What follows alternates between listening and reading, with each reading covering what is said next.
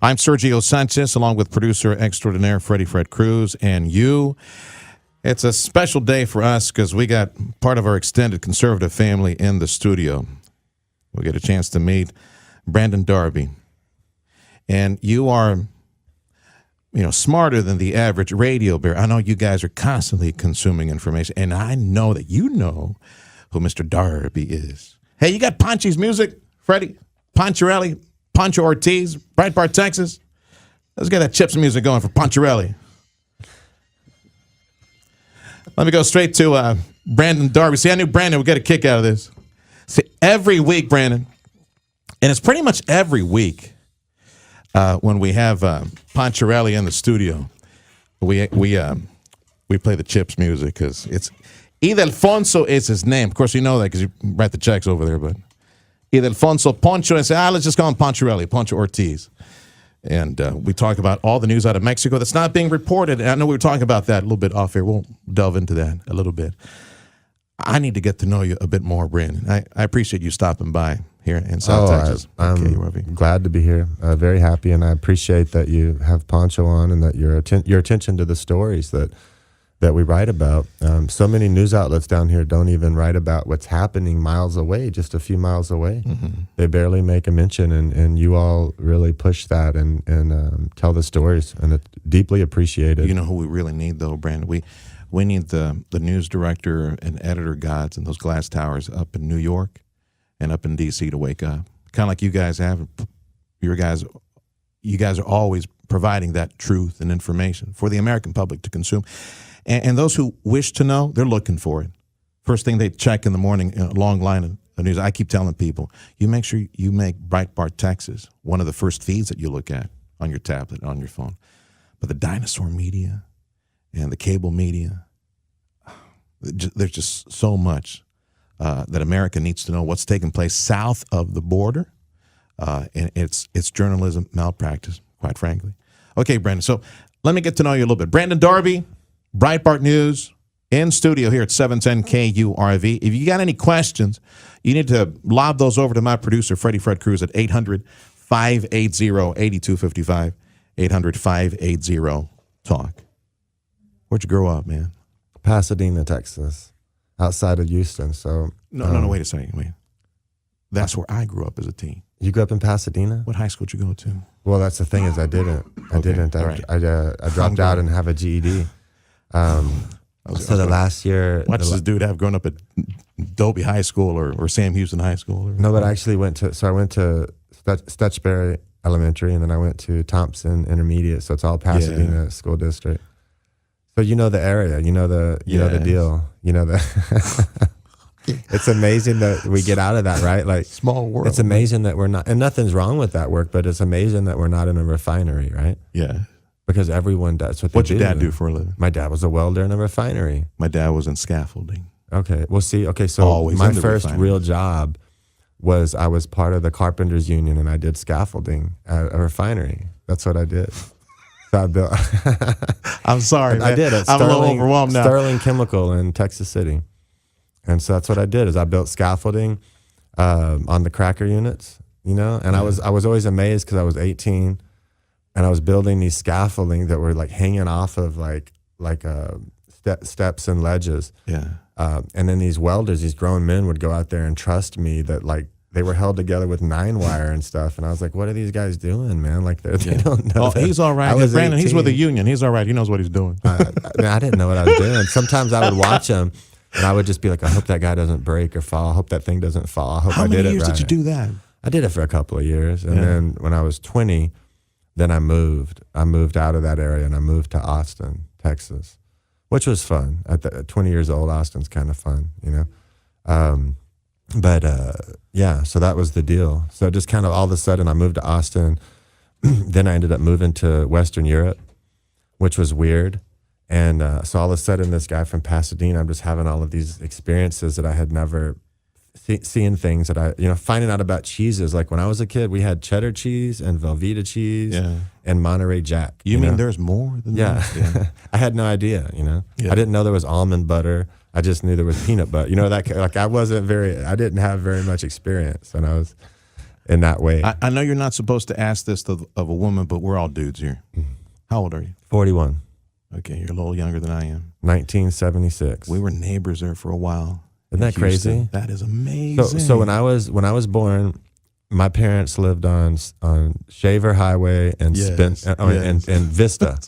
I'd ride my bike up and down and those these venues all the apartments. time. And these apartments they're really actually pretty ghetto, but at the time I didn't know that, right? Yeah. When I go there now, I'm like, oh my gosh, it's worse now. Have you been back to Pasadena? Yeah, I went back. The Waffle House is a taqueria. Pasadena, man, it just well, like you know, flushed it down the toilet. It's awful. Other communities in Houston, they're thriving. Even older ones, they refurbished. Pasadena, they just let it go to waste. But it's the same thing. So in Pasadena, there's still a good tax base and there's a lot of nice homes, but they moved out. Remember all that Fairmont Parkway, all the rural areas around Pasadena, they built nicer neighborhoods. And so the downtown Pasadena, the old town Pasadena was just left to waste. No, and they could care less at City Hall. They got the oil revenue coming in, all the industry, all the refineries nearby. Brandon Darby, Breitbart News. He's the chief. He's our guest right now on the wall. Any questions for him or comments, you need to send that over to Freddie, my producer, at 800-580-8255. You knew Andrew Breitbart personally. Tell me about that. I was one of his hires. Well, I mean, there's a lot in my history, which I don't want to bore your listeners with because it's kind of boring history. But Andrew heard an NPR special that was attacking me, right? They made a short. I had worked undercover with the FBI, and I was very honored to help to stop some bad things happening. People on the far left had tried to make firebombs and with a homemade napalm mixture to throw at Republican delegates and at cops at the 2008 RNC. And at that point, I was working undercover with the FBI. So I, as a human source, and so I had to testify in a number of trials of these people. And media folks, mainstream media, treated me like they treat most people working with law enforcement, and they attacked me, and they kind of blamed the FBI, and they blamed me for what these far leftists did, right? Like there's no responsibility that they made bombs. They probably wouldn't have made them had we just left them alone. They would have thrown them away eventually. Maybe they wouldn't have used that kind of stuff. Mm-hmm. And so Andrew Breitbart heard an NPR special attacking me, and so he reached out to me and he said, hey, like, why don't you defend yourself? Like all these media outlets, I Googled you, oh my God, like the New York Times, and they're all attacking you. They have been. I said, yeah, I do defend myself, but they don't print what I say. Yes. They don't tell my side of the story, or they misquote me, or they leave my quotes out. And he said, well, I'm starting this website, and when I start it, you can fight back on my website, and I don't care what your politics are. I don't care what you say. You can fight back on my website. And I said, I'm on board. And that's how I got involved with Breitbart, and when it started, when big government started. That's how I got involved with him. He and I became very good friends. And then eventually when the site had some resources, they hired me. And then after that, he passed away. And, the rest is history. We've gone through so many different things as a company. But so many of the core team who Andrew hired, they're still there. Team members are still there. You think the direction of Breitbart today honors him, honors Andrew Breitbart? I do. There's some people who don't, especially if they go back to like the Bannon era. Some people don't think so. Some people who knew Andrew don't think so. But I think that we honor him. I mean, look at what we do. We go into places where there are voiceless people, and that was his whole thing. More voices, not less. Support citizen journalists. Support people who are trying to do something and speak out, who are being shut down for whatever reason. Now, he usually, I think in his mind, he meant politically at the time, like he meant conservatives who were being shut out from mainstream media, people like what happened to me.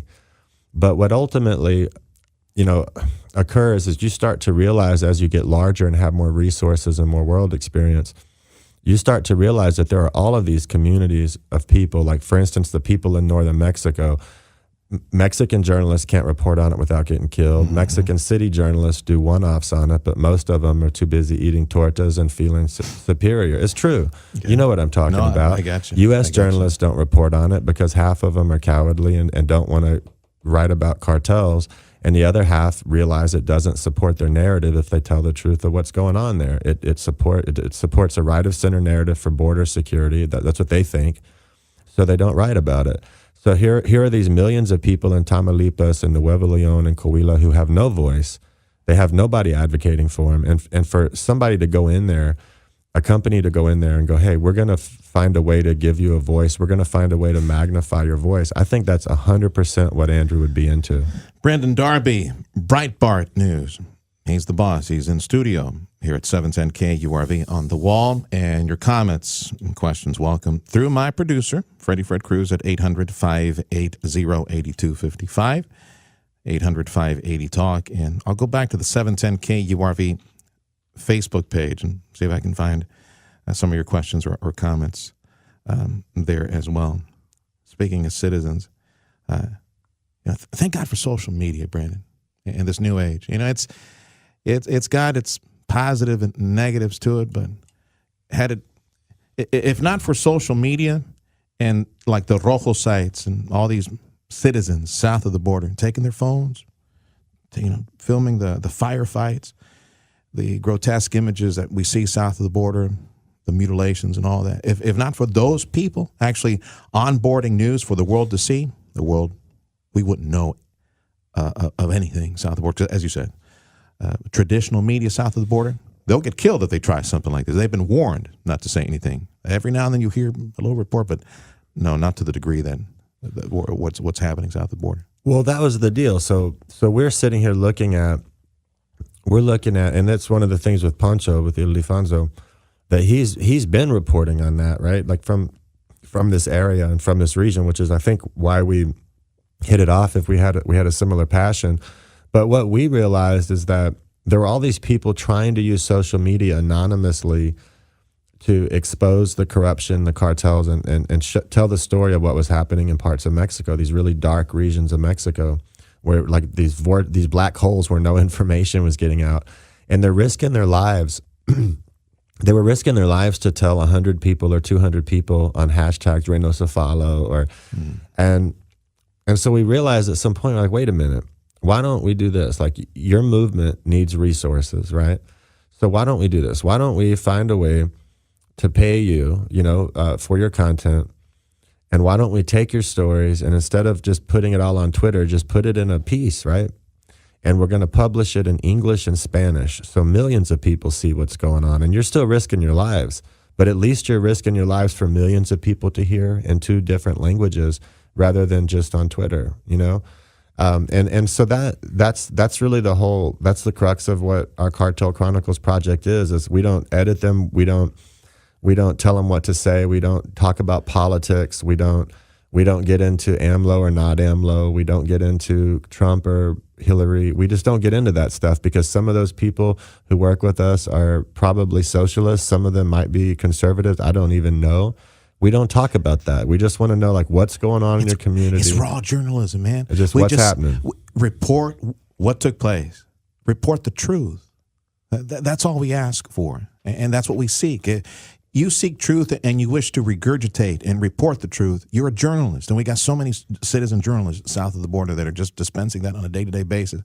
What's taking place up in D.C., what's taking place up in New York, those glass towers, that's not journalism. That's journalism malpractice that's taking place. So this whole thing about the crisis a few days back, just an example of it, completely incompetent. By the way, let me, Brandon Darby, my guest right now, he's with Breitbart. And in the studio as well is Poncho Ortiz, Breitbart, Texas. And we bring him on a weekly basis to talk about news out of Mexico nobody else is talking about.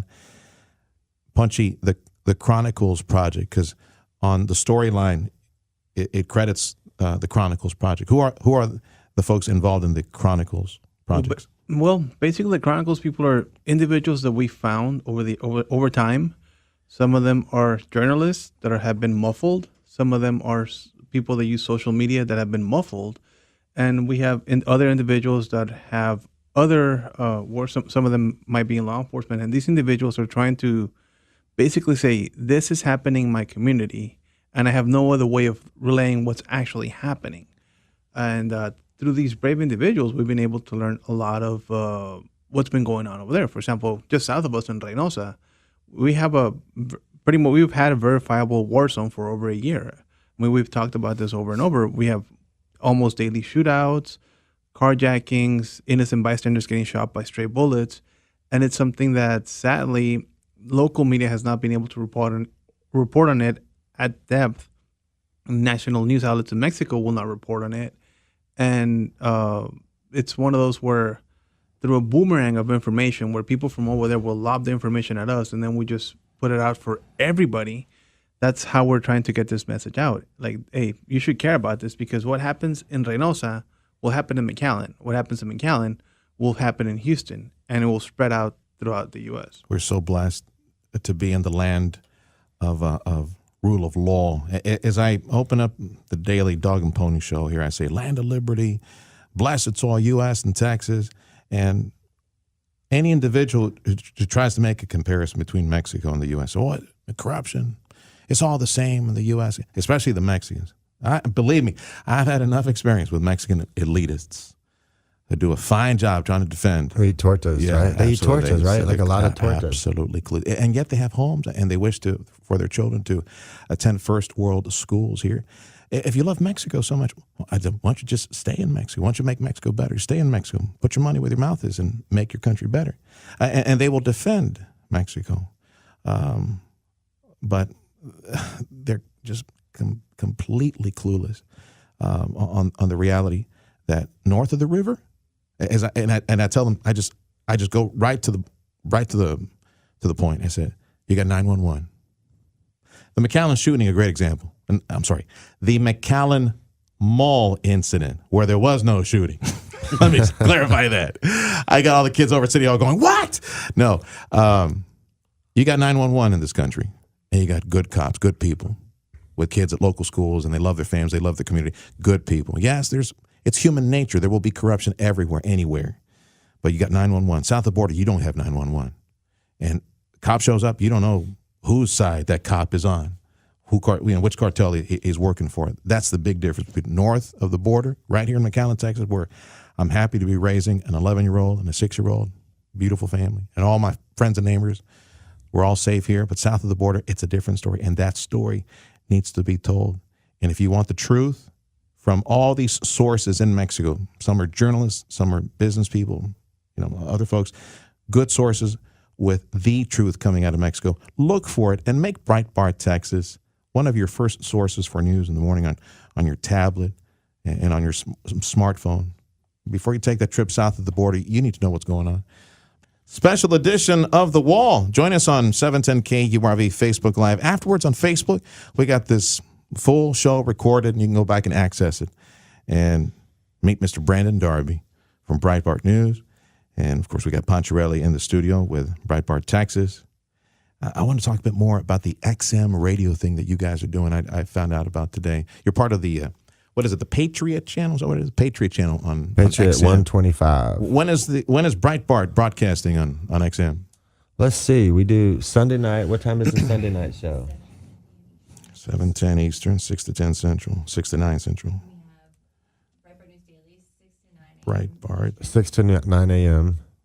Breitbart Daily, 6 to 9 a.m. weekdays. Okay. How many people you guys got working? And then we have Breitbart News Tonight. At what time? 9 to 10 p.m. So we on there all day. Okay. 13 shows a week, daily. Wake up in the morning, you go to bed with them in the evening, and then you got weekend time as well for family time. So that's a lot of radio time. How big is your staff, Ben? How many people you got working over at Breitbart? Let's talk about that, because it's Breitbart. This is one of the things that it kind of blows me away. There's liberal groups who try to attack Breitbart and attack Breitbart's advertisers, and they're like, Breitbart's this and Breitbart's that. Well, A, what they say isn't true, but B, Breitbart is so many different things because the way it's structured. So we have somewhere around 100 people. We have the the original owner, who was Andrew's best friend and Andrew's business partner. And of course, Andrew owned it too. And now it's Andrew's family, his widow, who owns it in his place, right? So, and then after that, you have Alex Marlowe, who's the editor-in-chief, who was Andrew's first hire. And he's the person who I answer to, and then there's other staff, like other executive staff. And then you have different parts of the company. You have the DC team, which is led by Matt Boyle and Amanda House.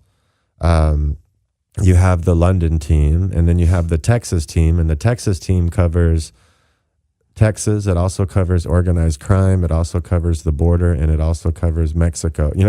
So you have all of these different teams doing their things that all kind of work together. But it's one of the things that I think left of center people can't comprehend is that some left of center people, right, is this concept of liberty and this concept of more voices, not less. Because some people will look at the stuff I write and the way I talk, and in a lot of ways I try to tell the story of migrants, right? And sometimes people get mad at me on the right for using the word migrant, and I'm like, well, it's a neutral term, and it's not a bull mess term like undocumented, right? And it's also like if it's a mother or a child, I just don't want to say alien about a baby. I just don't. So I use migrant because it's a term that's accurate too, right?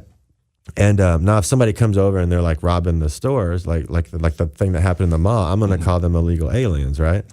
I'm not going to call them a migrant, right? Like, because I don't think they are. I think they're, but you're more generous than I am. But I am. But then someone would say, well, how is it possible that this Cartel Chronicles project is Breitbart, but then Milo Yiannopoulos was also Breitbart? Or how is that possible? And it's like, well, it's possible because of liberty, right? So obviously, if somebody goes too far, without getting into specifics, if somebody goes too far and goes into crazy land, and enough of us in the core team are uncomfortable, then there's a problem, right? If it's venturing too far from decency or what have you, but there's liberty, right? There's liberty. So there's not a lot of like top-down heavy control over what the different groups do, and it just kind of naturally works in this ecosystem, right? It's just a healthy ecosystem that just naturally happens. I'm going to ask you. That's crazy, though, right? That's kind of a crazy way of doing business. That's the way it should be. But people do it about our big comment section. If you go to any Breitbart article, sometimes you'll see 30, 80,000 comments on articles. And people are like, look at the hateful comments. I'm like, well, yeah, you can pull off 100 out of 80,000 that are hateful because we don't really moderate the comments. Mm-hmm. And the reason we don't is like, if you notice most mainstream outlets, you have to get the comment approved, or you have to get, or they either turn the comments off, or you have to get the comments approved.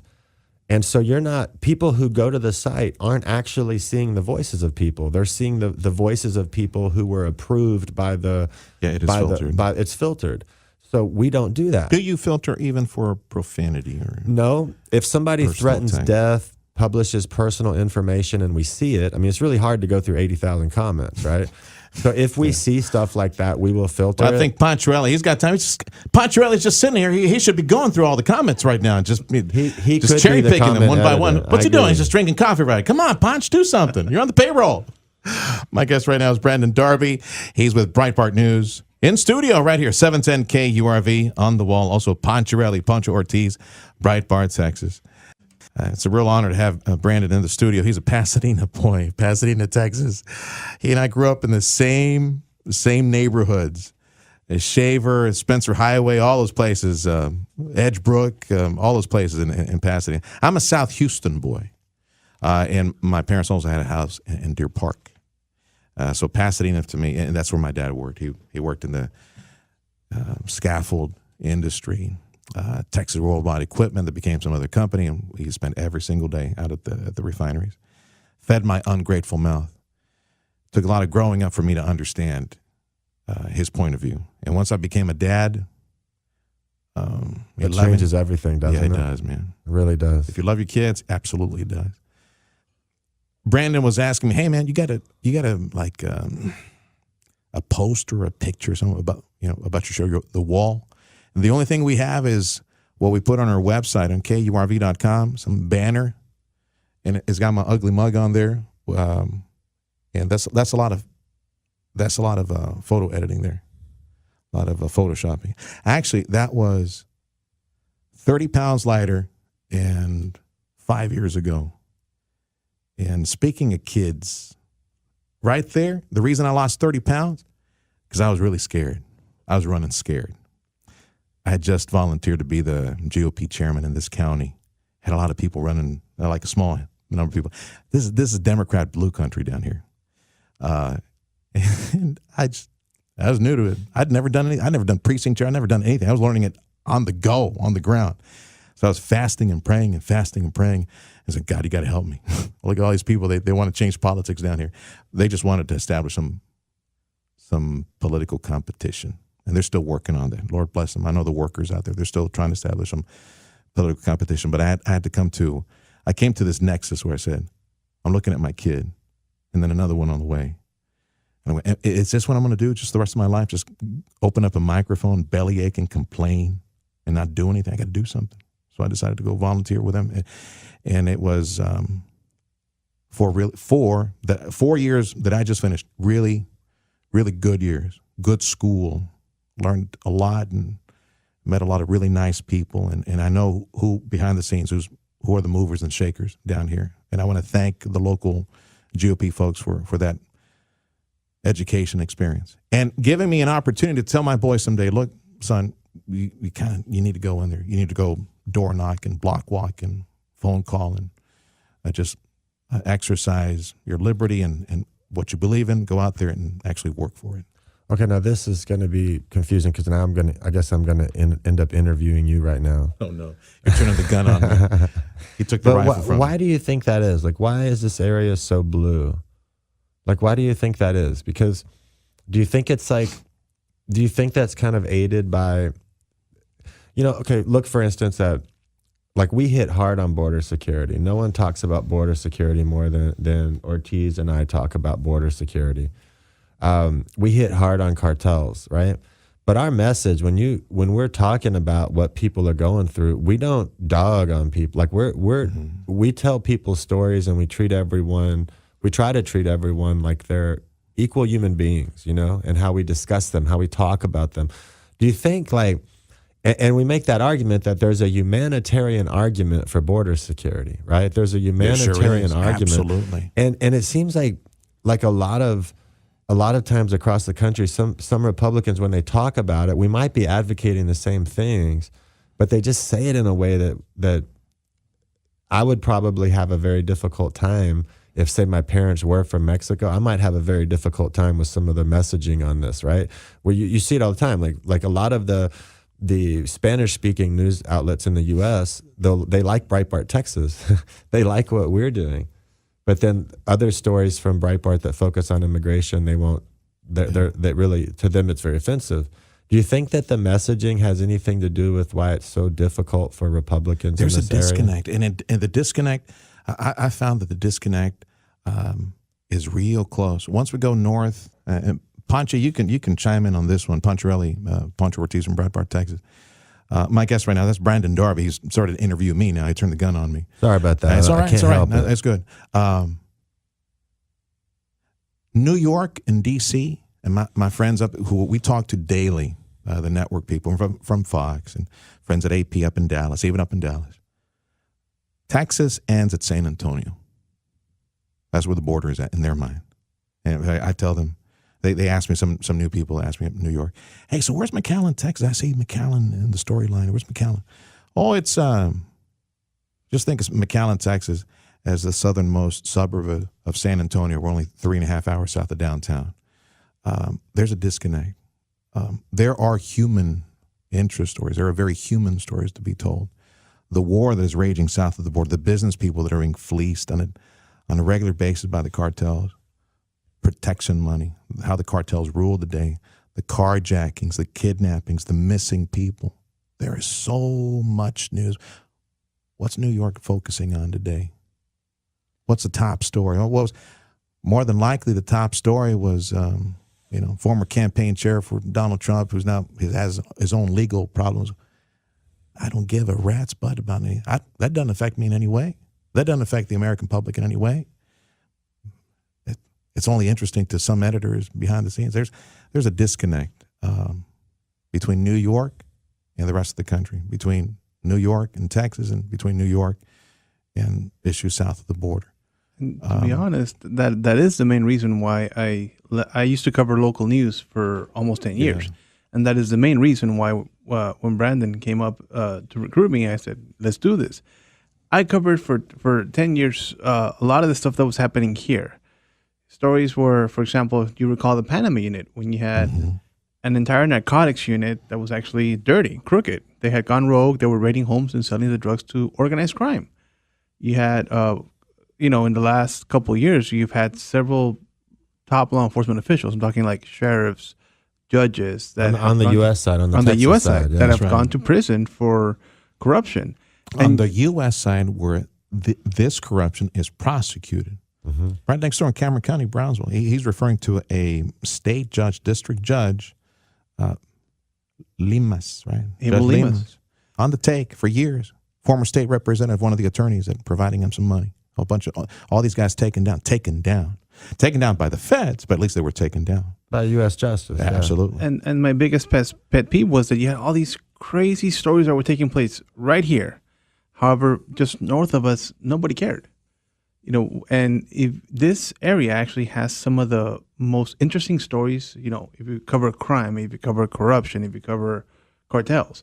However, they never get past San Antonio. I mean, they just stay here in the valley. But okay, so this is what blows me away, is like in 2014 with the minor issue. Remember the kids? Like we put those photos out. That was us. Yeah. And what happened was the right. Imagine you guys had. Can you imagine? Had you guys not done that? Oh man, nothing. Yeah, nothing. And they were pretty graphic. I mean, there were 42 photos, like showing all 9 border patrol facilities, processing centers in the kids RGV. Literally stacked on top of each other. Right. Cold refrigerator units. Right, but that was in 2014. Yeah. And the right ran with it. The left didn't. The left kind of ignored it.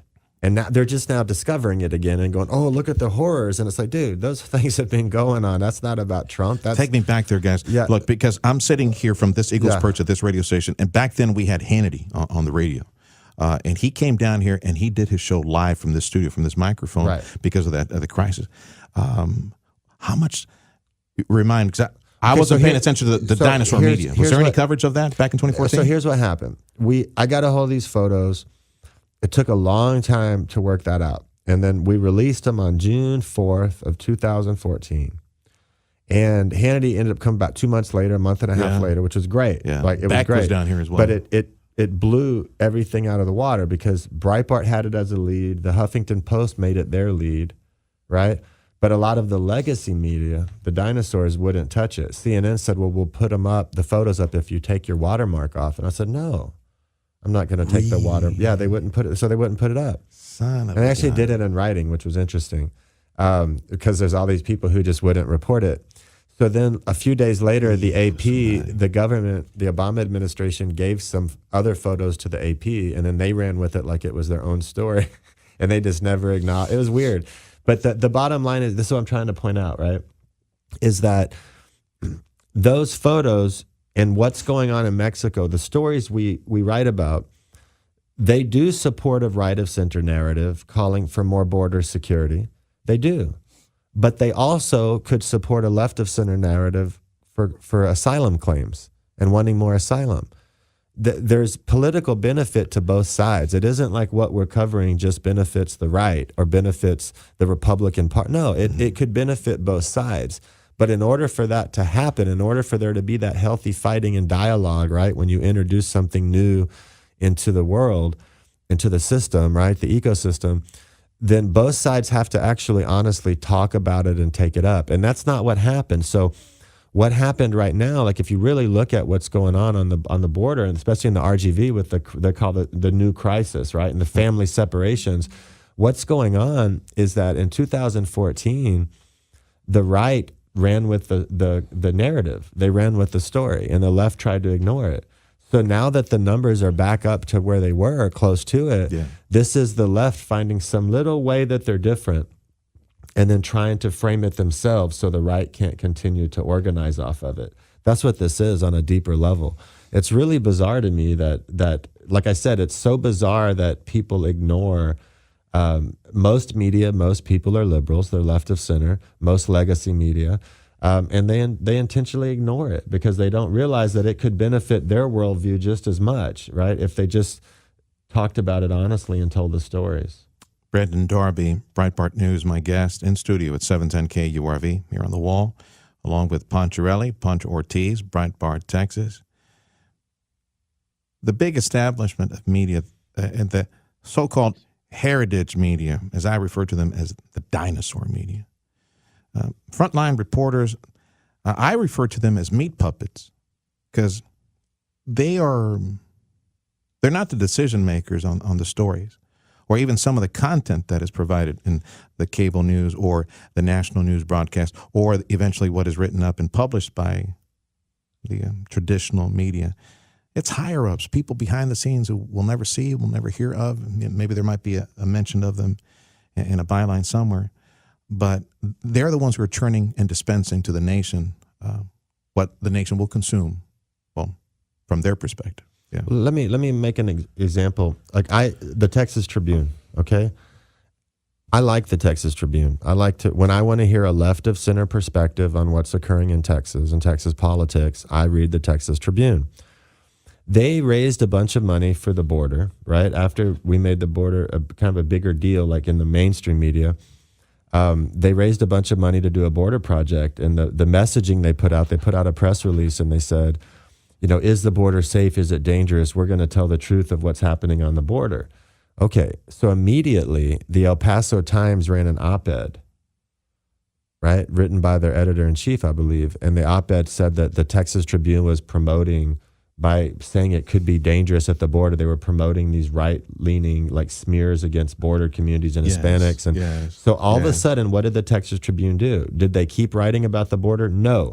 What they did was they looked at the hands up, don't shoot and all the false narratives about cops and the left. So what they did was they devoted their project solely to picking apart Border Patrol agents and public corruption and incidents of bad things that Border Patrol agents did. Spineless. No, but that's what they did. And so once again, now they're raising money. They're saying we need money to go cover the border. Here are the stories. And they're only telling stories about separations. They're only telling sad stories. They're not telling the stories of the aliens who come across. They didn't even report about the robbery in the mall. They didn't report what we reported. With official documents. It wasn't like just us saying it. They didn't report about the mother who came across with her, I think it was an 11-year-old daughter, and the Gulf Cartel smugglers tried to sexually assault her on the border, right south of us here, on this border, right? They didn't even report that. And when that mother fought to defend her child, like those cartel guys beat the hell out of her and wounded that woman, and she kept her daughter from getting sexually assaulted. They didn't even report that. Like they didn't report on the fact that the majority of Central American females coming here are sexually assaulted. Overwhelming. And this is the kind of thing that we talk about what the legacy media does, even though they're not traditionally legacy media. They're made up of a lot of legacy media people, their editorial team. And again, some of them I really respect. But when it comes to the border stuff, what they've done is one of the best and most clear examples of not telling the story for political reasons. Journalism malpractice. I've been talking about it forever. Journalism malpractice. And it doesn't require much effort on their part. Man, the Border Patrol on a daily basis, just the local sector, providing some well-written, well-documented press releases, 2 or 3 a day, stash houses that they find, 18-wheelers with a bunch of human sardines inside. Lives they save. They save lives every day. From ranch country to the river, MS-13 individuals that they catch, part of a group, somebody claiming to be a kid or having some kids, all that. It's right there for daily reporting. And no, New York ain't picking up on it. If I can interject real quick. Hold your thought, Punchy. Hold your thought. This is The Wall.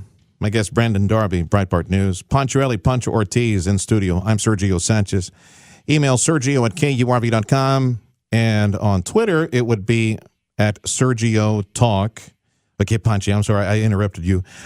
You were mentioning you wanted to mention the no pasa nada point of view. Well, that's actually exactly what you guys were describing. What you guys were talking about, how the legacy media kind of tries to muffle or downplay the violence in the border and make authorities look bad. That is exactly what the cartel and the government in Mexico does, except that over there they do it through bribes or for the media in Mexico, or they do it through threat of violence.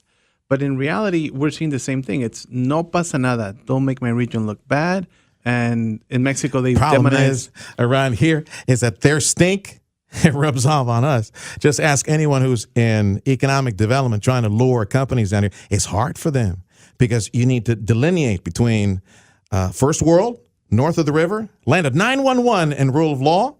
Hey, I'm happy. I'm safe. We're all happy here in the U.S. of A. Blessed soil. South of the river, that story's not being told. And when it is told, it's like their stink.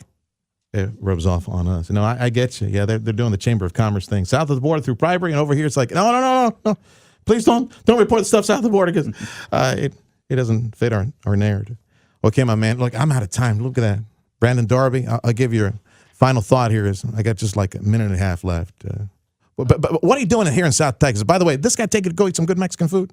Yeah, we always go and eat good Mexican food when we're down here. Yeah, you're down here quite a bit. We're hitting 3 or 4 different border sectors on this trip. We're obviously hitting RGV, Laredo, Del Rio, possibly part of Big Bend. We're meeting with sources. We're, one of the things that when you have sources who are risking their lives to share information, crossing that line and going to meet with sources and putting a little skin in the game, it encourages them. And so that's what we do. So we're doing all the stuff that we do. We're doing, we've been going to this border, visiting all 9 sectors at different times, but we spend about 10 days a month on the U.S.-Mexico border for the last 5 years. Be honest with me, guys. I'm grateful that you're out there and providing all this truth and this news. Have you guys been threatened? Oh, man. Like, we had a bad experience in Brownsville not too long ago in Galexia. They didn't like us being out there, man. We've had some really, we have interesting situations that come up. Sometimes they try to lure us into Mexico. They don't want to do it here. They want to get us over there. Of course not. And, because I think it makes them mad. You have these guys like with the Gulf Cartel, right? You have these guys who they feel like they're the king of everything. Yeah. And then here are these they have no power. 2 guys in the U.S. who are like, hey, we don't care about your power, dude. Yeah. And it makes them mad. Every single constable, sheriff, and cop descends on them in an instant, just like they did over at the McAllen Mall. Guys, thanks for stopping by.